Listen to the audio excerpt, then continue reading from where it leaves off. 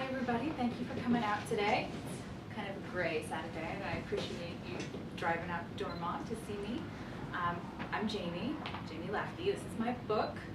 It's a book of flash fiction that I funded through Kickstarter and have printed up, and the stories are mostly online, not all of them.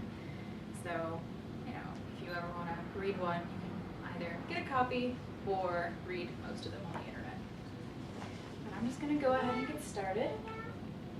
The first story that I'm going to read is called Mayflowers, and I put it up in May, so last year this time, and it was for my grandmother, and it's about flowers. It's a pretty cheerful story. I figured start on a high note.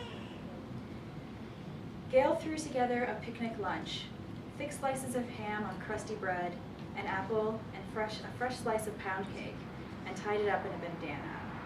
She darted out into the spring sunshine and made her way down to the brook. She had a pile of chores to do, not to mention spring cleaning, but no one minded if she took her lunch outside, as long as she got back on time. She always got back on time. Flowers bobbed in the cool breeze. Yellow daffodils and bright purple crocuses swayed next to bowing snowdrops, and pale pink tulips clustered together around the path. Petals from the apple blossoms drifted through the air like sweet-smelling snow. Gail flopped down onto the new grass, peeled off her shoes, and dangled her feet into the frigid, rushing water. She closed her eyes. Warm sunlight spread across her cheeks, and the brook's burble joined with the singing birds and buzzing bees in a lovely springtime symphony. Soft footsteps approached. Anger spiked through Gail's belly. This was the only time she had to herself. Why was someone disturbing her? She waited for whoever it was to say something. Maybe they'd go away if she just ignored them. But curiosity tugged at her. She opened her eyes. A bowling pin-sized man wrestled with her lunch, pulling at the knots ineffectually. The bundle was over half as big as he was. Gail shook off her shock. "Hey, what do you think you're doing?" The little man shot her an alarmed look, hefted her bandana, and took off. Gail chased him. Rocks bit into her bare feet, but the thief was staggering under the weight of his prize, and Gail caught him quickly.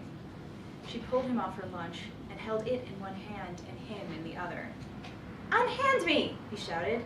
"You nasty giant, stupid face!" Gail shook him, not hard enough to hurt him, just enough to quiet him down. "You were stealing my food," she said. "I was not." "You were too." "Prove it!" Gail held up her lunch. "I caught you with it." "That's not yours. It's mine. I found it. You're the stealer. Give it back." Gail sighed. "I must be dreaming." "Yeah, dreaming that the tasty food is yours, stealer." The little man was painfully thin. Gail could feel his tiny ribs. His heart beat as fast as a bird's, and he couldn't have weighed more than 3 pounds. Her lunch was heavier.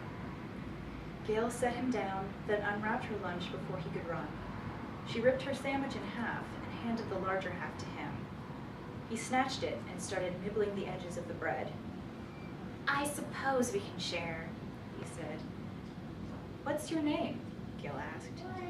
"Rufo," he said. "I'm Gail." Rufo continued gnawing on his half. He eyed the apple. "Split that too?" Gail nodded.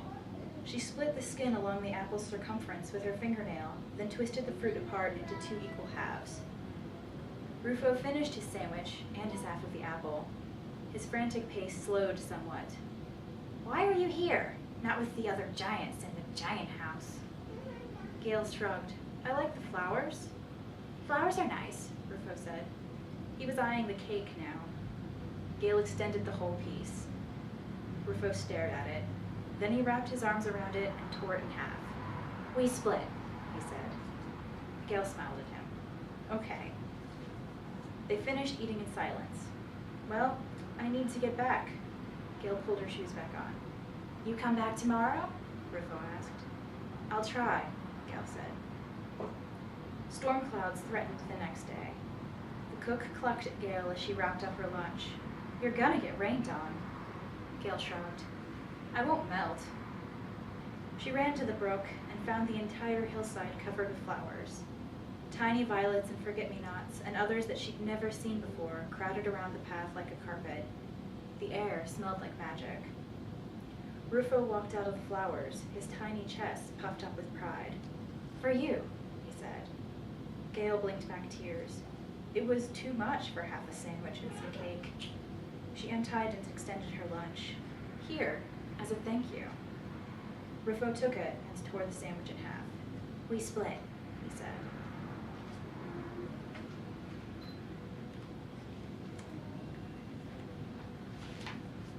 My next story is called Out in the Rain.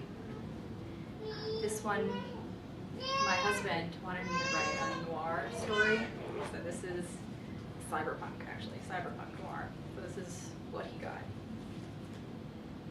Talia picked her way through the shattered revolving door. Singed bills fluttered in the pre-storm breeze as she ducked beneath police tape and took in the scene. The bomb had taken out the vault door and blown half the back wall away.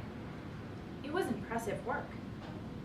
She weaved between uniforms until she spotted Detective Summers kneeling next to one of the still smoking bodies. Summers looked up from the corpse, and their eyes met. Talia could read Summers' slightest reactions. One of her implants translated micro-expressions. Surprise, followed by hurt, then relief flashed across Summers' face. The relief was a surprise. Things must be bad. Summers stood and walked over. What are you doing here? No smile, no secret welcome wink, and her voice sent a spike of longing through her heart. Talia was glad that Summers didn't go for implants. She crossed her arms. I heard the explosion. Thought I could help. Summers shrugged. Bank job gone bad. Not your normal gig. Talia's normal gig was cheating spouses, but she'd helped out on dozens of cases before. Summers' cell phone buzzed, and she pulled it out of her pocket. I should take this. Talia's phone was wired into her skull. So was her signal interceptor. She hesitated for a second, then hacked into Summers' feed. It was simple. She'd told Summers to update her hardware 1,000,000 times. But we've had those tickets for weeks. An unfamiliar female voice. Unwelcome jealousy curled in Talia's belly. I warned you about making plans. Summers was using her placating tone. Soft, loving, wrenchingly familiar. She'd moved on, which, Talia reminded herself, was what she wanted. She turned the call out, downloaded the surveillance video, and turned back to the crime scene. She scanned for things that unaugmented eyes might miss. She scanned the blast pattern of the floating bills, the mop abandoned in a spreading pool of tepid water. The pieces fell into place. After a few minutes, Summers wandered back over. See anything? Talia shrugged. Seemed simple enough. My boys think they were set to blow the safe, got suspicious of each other, started shooting, and lost track of time. Talia arched an eyebrow. Do you buy that? No, and neither do you. No one just forgets about a bomb, and the surveillance feeds cut out too conveniently. A year ago, Summers would have needed Talia to tell her that. What's your theory then? Talia asked. Summers shrugged. Don't have one yet. You'll get there, Talia said. She walked out of the bank. Summers didn't call her back. It started to rain. She stood on a bridge, her face bare to the thunderstorm. The swollen gray river rolled on under her feet. She didn't know why she'd gone to the bank in the first place. She'd called things off. She didn't want to be tied down, didn't want to be needed. She didn't know what she wanted. Summers approached, wrapped in a sensible coat and clutching a bright red umbrella. She stood shoulder to shoulder with Talia. Rain drummed on the umbrella. Talia missed the feel of rain on her face, but the feel of Summers' shoulder against hers was worth it. me what happened, Summer said. You'll figure it out. Maybe you have already. Summer's shoulder shifted in a shrug. Maybe. Tell me anyway. Your corpses didn't know about the bomb. Someone else planted it. It was in the wall, buried deep. Whoever planted that bomb, that's who cut the vid feeds, tricked the robbers into turning on each other, and took your missing money. How did you know about the money? It was Talia's turn to shrug. You're looking for the janitor. Used to work nights, got promoted to day shift, got the money out in a bucket. They stood together for a while, listening to the rain. It's not serious, Summers said. I don't know what you're talking about, Summers laughed. Why do you think I keep that old phone? You knew I'd listen. I hoped. Talia's heart ached. You're better off without me. Maybe. Rain fell. Cars hissed by. Maybe someday I'll get tired of waiting for you. Summers pulled a second umbrella out of her pocket and pressed the first into Talia's hand. Or maybe someday you'll have enough sense to come in out of the rain. Summers walked away. Talia stayed and watched the river roll by.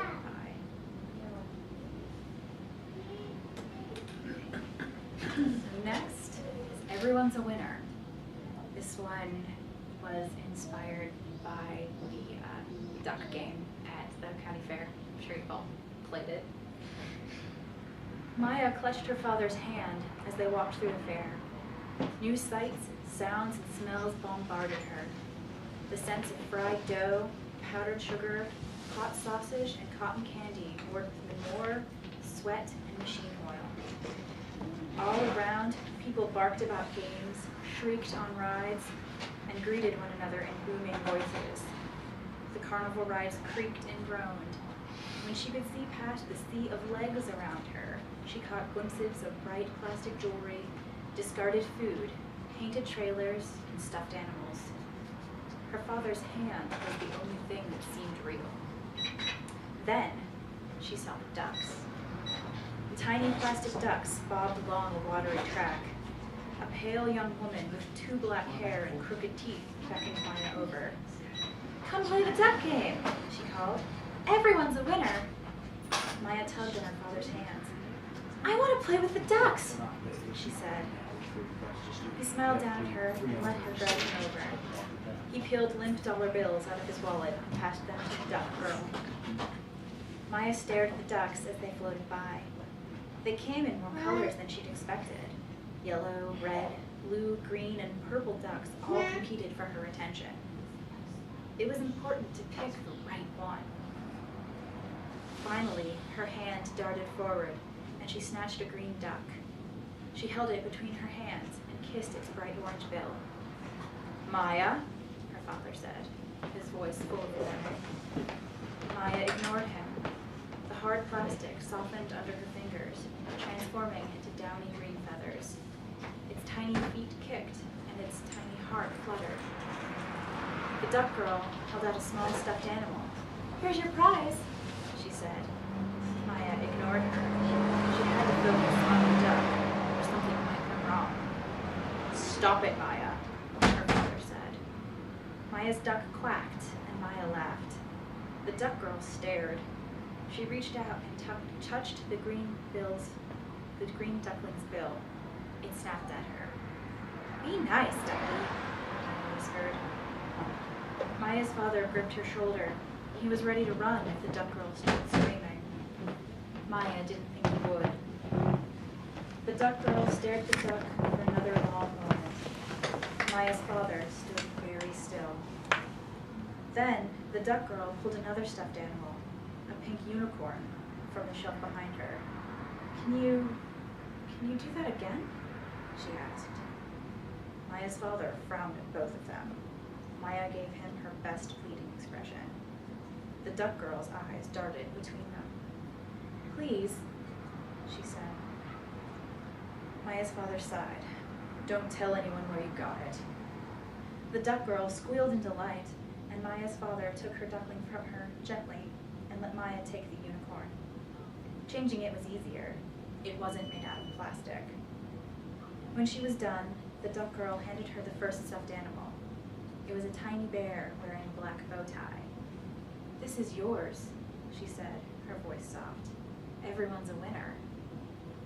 Maya's father picked her up. "We should go," he said. Maya waved at the duck girl. The duck girl held her tiny unicorn close to her chest and waved back.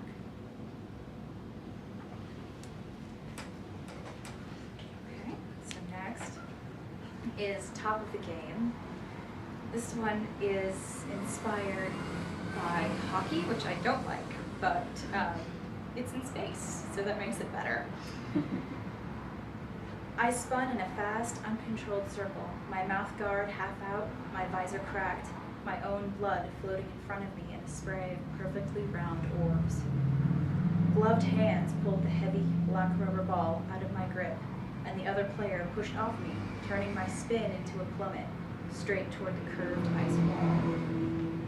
I blinked away the haze and disorientation that follows any good hit, and the roar of the crowd, piped in from stadiums across the galaxy where fans watched us on screens taller than houses, hit my ears like a hammer. They were chanting my name. I kicked hard, reigniting the rockets on my skates. It would be too late to avoid colliding with the wall, but maybe I could keep from breaking my legs. I hit with a crunch, and the impact screamed at my bones. My skates shrieked across the ice. I pushed off, aimed directly back toward the action. My knees would punish me later, but the crowd loved it. My uniform had sealed over the worst of the slash across my shoulder, and my forehead was still leaking blood in a trail of red blobs. The crowd loved that too. I was moving fast, faster than was safe, faster than most players could manage. I stripped the ball from the desperately thin, clumsy-handed rookie who'd stolen it from me, turned in mid-flight, a move no fresh from planet-side twerp would dare, and raced back toward the other team's goalie. Amanda Burgess stared up at me. She was one of the only players who'd been up here longer than me. She was good. A grin stretched across my face. I'd left the rest of both of our teams behind. It was between her and me.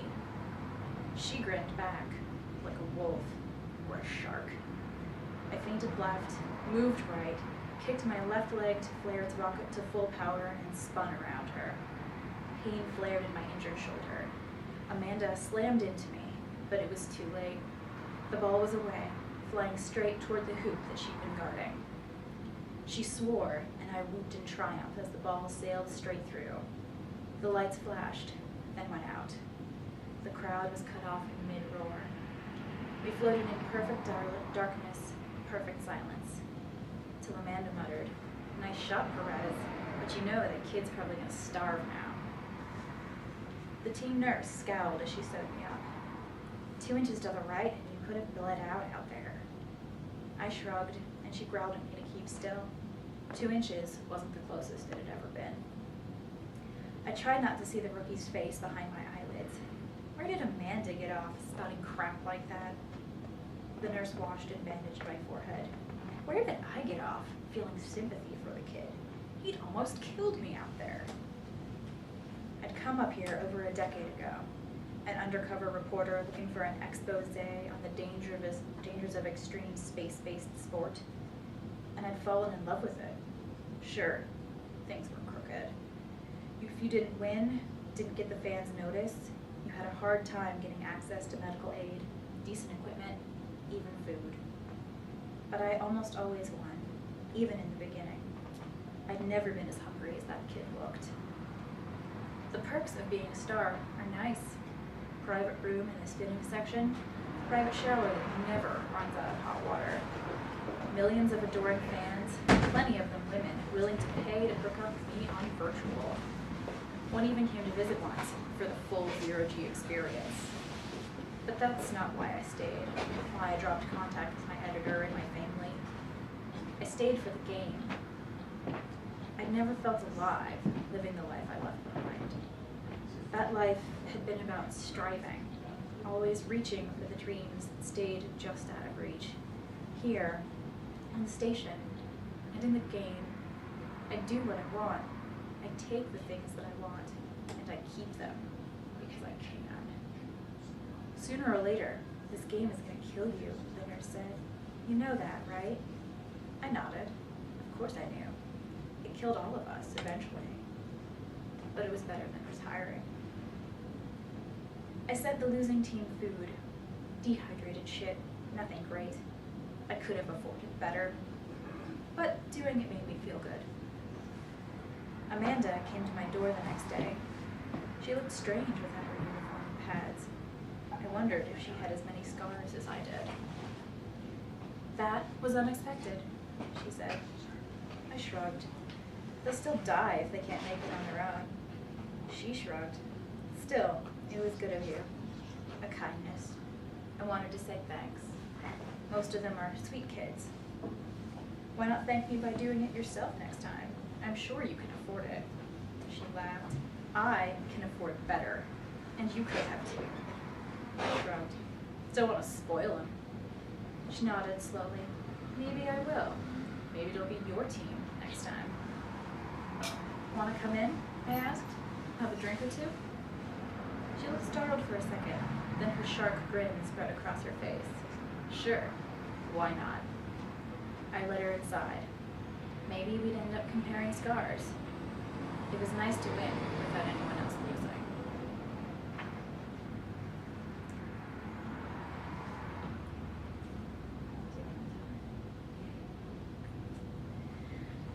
Alright, so this one is called We Wait and We Hope.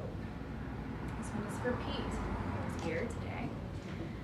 It's a cheerful apocalypse story. It's more experimental than most of my stuff. It's a first-person plural point of view, so you guys get to bear with that. The adults all succumb to the sleep at the same time. Our parents slump boneless to the floor. Teachers sag onto their desks. Cashiers fall next to their registers. Bike couriers tumble sideways and roll. The smallest children sleep as well. Babies curl on their mother's breasts, soft and warm and quiet. We shake them. We scream. We cry. They do not wake, do not stir. Their injuries heal quickly. We pour careful sips of water down still throats, but they do not seem to need it. We cannot feed them, but they do not grow thin. Their chests rise and fall. We drive them to hospitals, roll them to prevent bed sores that never threaten to form. We do not know what else to do. We turn to the internet. The sleep is global as far as we can tell. We begin to worry about the others, the ones without canned food lying on shelf after shelf. We find pilots among our oldest, with fresh licenses and butterfly-filled stomachs. We fly planes around the world to share cell phones that we dig from adult pockets. Our numbers swell. One of us blames a rival nation. He claims their adults are faking sleep. He threatens violence. Then his voice falls silent. The sleep takes him. Some of us feel fear, others hope and relief. We put him in a hospital bed with the others. We distribute food as evenly as we can. Our systems grow streamlined, efficient. Our supplies do not dwindle. It is suspiciously easy. We debate on what is happening. Our phones never lose power. The internet never falters. We no longer get sick. Our adults do not wake. We wonder who is really asleep. Are we the ones dreaming? Some of us become farmers, and dirt darkens our fingernails. Others are pilots, boat captains, teachers, artists. We all vote when choices must be made. We all communicate with each other.